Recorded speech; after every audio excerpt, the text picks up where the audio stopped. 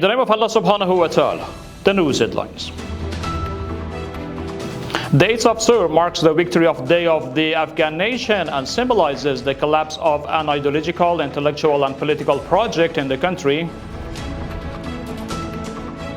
Nearly 100 people have been killed or injured following missiles attacks by Pakistani regime in Kunar province. And German Chancellor states that the United States has been humiliated in its confrontation with Iran. Welcome to the news package. It's Tuesday, the 11th of Zulqa'dah al-Haram 1447, dates of Sur 1405 and the 28th of April 2026, and today is marking the 34th anniversary of the communist regime collapse in Afghanistan. The news details. 48 years ago, on the 7th of Sur 1357 equals 1978, a group of foreign-backed communists carried out a coup in Afghanistan, triggering widespread tragedy and suffering across the country. The affiliated figures committed grave atrocities against the religious values and sacred beliefs of the Muslim people of Afghanistan. However, the Afghan Muslim and Mujahid nation rose against communist ideology and its practices. The jihadi resistance came at an immense human cost.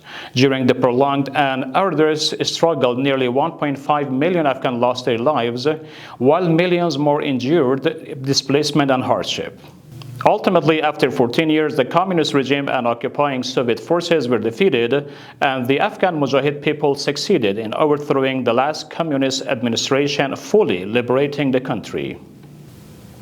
The Pakistani military carried out artillery and missile strikes yesterday afternoon, targeting areas in Asadabad and Munawwara, the district of Kunar province.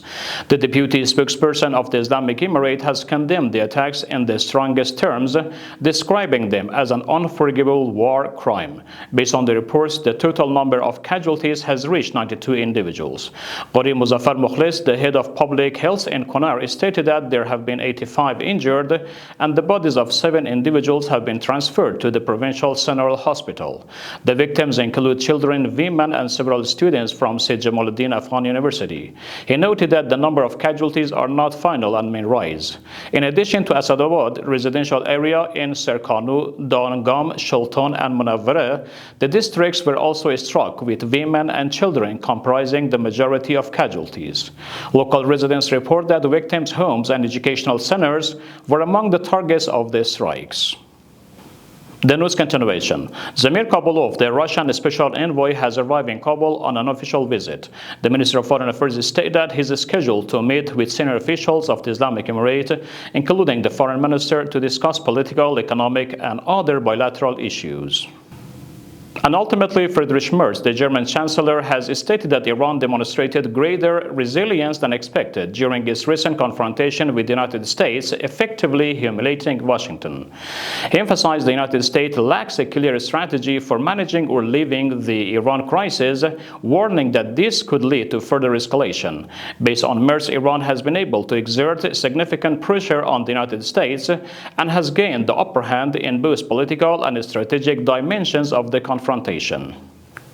That's the end of our news program. Informative materials from Urooj Research and Broadcasting Administration are available on social media and platforms. Wassalamu alaikum wa rahmatullahi ta'ala wa barakatuh.